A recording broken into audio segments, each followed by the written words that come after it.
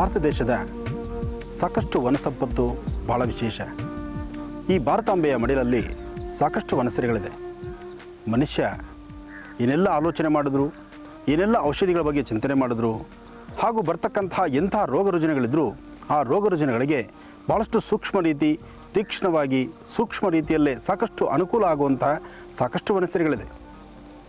ಸಮಸ್ಯೆ ಎಂಬತಕ್ಕಂಥದ್ದು ಹುಟ್ಟಿದಾಗಲೇ ಅದಕ್ಕೆ ಪರಿಹಾರ ಹಿಂದೆಲೇ ಹುಟ್ಟಿರುತ್ತೆ. ಸಮಸ್ಯೆ ಹುಟ್ಟಿದಾಗ ಪರಿಹಾರ ಹುಟ್ಟುವಂಥದ್ದು ಸಹಜವೇ. ಹಾಗೆ ಈ ಭಾರತ ದೇಶದ ಪ್ರತಿಯೊಬ್ಬ ನಾಗರಿಕರು ಸಹಿತ ಆರೋಗ್ಯವಾಗಿರಬೇಕು, ಆರೋಗ್ಯವನ್ನು ಚೆನ್ನಾಗಿ ಕಾಪಾಡ್ಕೋಬೇಕು. ಅಂತಹ ಆರೋಗ್ಯವನ್ನು ಕಾಪಾಡ್ಕೋಬೇಕಾದ್ರೆ ಸಾಕಷ್ಟು ವನಸರಿಗಳಿದೆ, ಆ ವನಸರಿಗಳ ಸಹಾಯವೂ ಬೇಕು. ಹಾಗೆ ಸಾಕಷ್ಟು ವನಸರಿಗಳು ಈ ಪ್ರಾಂತ್ಯದಲ್ಲಿದೆ ಅಂತ ನಮಗೆ ತಿಳಿದು ಬಂದಿದ್ದರಿಂದ ಬೆಂಗಳೂರು ಮತ್ತು ಮೈಸೂರಿನ ಮಾರ್ಗ ಮಧ್ಯದಲ್ಲಿ ರಾಮನಗರದಿಂದ ಸ್ವಲ್ಪ ದೂರ ಒಳಗೆ ಪರಿಕ್ರಮಿಸಿದ್ರೆ ಇಲ್ಲಿದೆ ಸಾಕಷ್ಟು ವನಸರಿಗಳು. ಆದರೆ ವನಸರಿಗಳ ಒಂದೊಂದು ಪರಿಚಯ ಮಾಡ್ತಾ ಹೊರಟ್ರೆ ಅದೃಷ್ಟವೇ ಸರಿ. ನಮ್ಮ ಭಾರತ ದೇಶದಲ್ಲಿ, ಅದರಲ್ಲೂ ಹಿಂದೂ ಸನಾತನ ಧರ್ಮದಲ್ಲಿ ಸಾಕಷ್ಟು ವನಸರಿಗಳು ನಿಂತಿರ್ತಕ್ಕಂಥದ್ದು, ಸಾಕಷ್ಟು ಆಧಾರಗಳಿರ್ತಕ್ಕಂಥದ್ದು.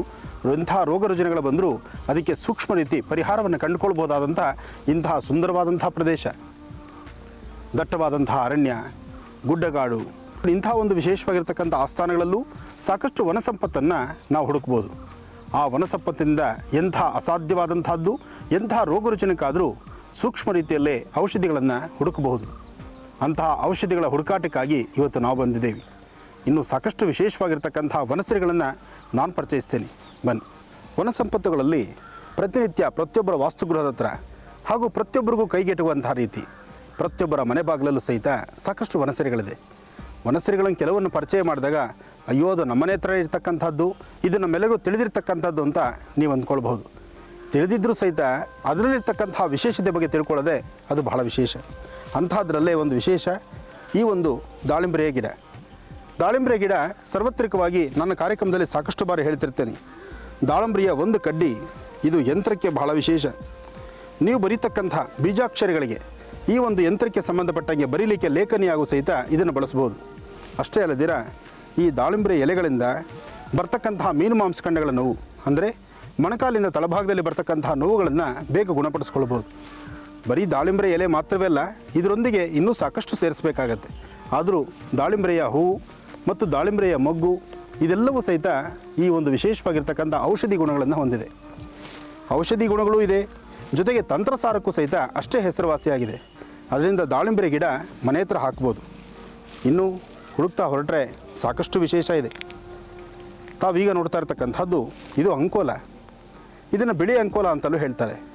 ಇದು ಸಾಮಾನ್ಯವಾಗಿ ವಾಸ್ತುಗೃಹದಲ್ಲಿ ಬರ್ತಕ್ಕಂಥ ದೋಷಗಳಿಗೆ ಅಥವಾ ತಂತ್ರ ಮಂತ್ರ ಯಂತ್ರಕ್ಕೆ ಆಗಲಿ ಇದು ಸೂಕ್ಷ್ಮ ರೀತಿ ಪರಿಹಾರವನ್ನು ಕೊಡುತ್ತೆ. ಅಂತಹ ವಿಶೇಷವಾಗಿರ್ತಕ್ಕಂಥದ್ದು ಈ ಅಂಕೋಲ. ಈ ಪ್ರಾಂತ್ಯದಲ್ಲಿ ಸಾಕಷ್ಟು ವನಸರಿಗಳಿದೆ.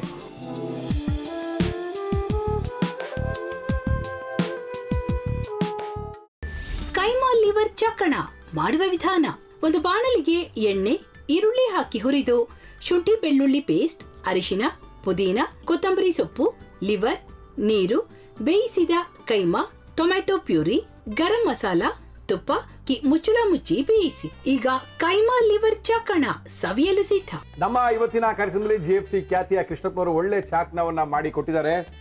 ಹೆಂಗಿದೆ ಅಂತ ಎಲ್ಲ ಹೇಳಕ್ಕಾಗಲ್ಲ, ನೀವು ಮಾಡ್ಕೊಂಡ್ರೆ.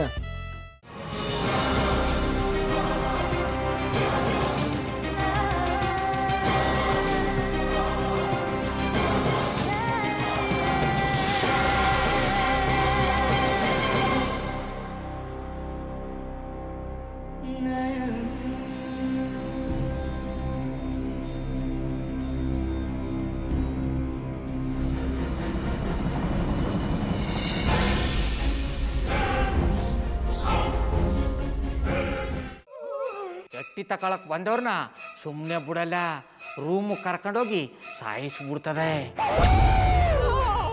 ರೂಮಿಗೆ ಕರ್ಕೊಂಡೋಗಿ ಯಾಕೆ ಸಾಯಿಸ್ತಾಳೆ? ಯಾಕಂದ್ರೆ ಅದು ಅವಳು ಪ್ರಿಯಕರನ್ ಸಾಯಿಸಿದ ಜಾಗ, ಅದಕ್ಕೆ ಅಲ್ಲಿಗೆ ಕರ್ಕೊಂಡೋಗಿ ಸಾಯಿಸ್ಬಿಡ್ತದೆ. ಈ ಮನೇಲಿ ದೆವ್ವ ಇದೆ ಅಂತ ಭಾಸ್ಕರ್ ಅವ್ರು ನನ್ಗೆ ಹೇಳೇ ಇಲ್ಲ. ಅವ್ರ ಹಟ್ಟಿಲಿ ವಾಸ ಆಗಿದ್ರ ತಾನೆ ಹೇಳಕ. ಹಟ್ಟಿಲಿ ವಾಸ ಆಗಿರೋರ್ನ ಯಾನು ಮಾಡಲ್ಲ, ಆದ್ರೆ ಹಟ್ಟಿ ತಕೊಳಕ್ ಬಂದವ್ರನ್ನ ಅದು ಸುಮ್ಮನೆ ಬಿಡಲ್ಲ ಬಿಡಲ್ಲ ಬಿಡಲ್ಲ. ಇದನ್ನೆಲ್ಲ ಹೇಳ್ತಿದ್ಯಲ್ಲ, ನೀ ಯಾರು? ನಾನು ಹಟ್ಟಿ ವಾಚ್ಮ್ಯಾನು. ನಾನು ಅರ್ಜೆಂಟಾಗಿ ರಾಮನಗರ ಹೋಗ್ಬೇಕು. ನೀನು ವೆಹಿಕಲ್ ಕಳಿಸ್ತೀಯಾ? ಅಷ್ಟೇ ತಾನೇ. ಎಷ್ಟು ಗಂಟೆಗೆ ಅಂತ ಹೇಳಿ ಕಳಿಸ್ತೀರಿ. ಮೊನ್ನೆ ಯಾರೊಬ್ರನ್ನ ಕಳಿಸಿದ್ಯಲ್ಲ ಅವನೇ ಕಳಿಸು, ಚೆನ್ನಾಗಿ ಓಡಿಸ್ತಾನ ಅವನು. ಮೊನ್ನೆನಾ? ಹಾ, ಶಿವು ಇರಬೇಕು. ಹಾಂ, ಅವನೇ. ಅಯ್ಯೋ, ಅವ್ನು ನಿನ್ನೆಯಿಂದ ಕೆಲಸಕ್ಕೆ ಬಂದಿಲ್ಲ. ಫೋನ್ ಮಾಡಿದ್ರೆ ರಿಸೀವ್ ಮಾಡ್ತಿಲ್ಲ.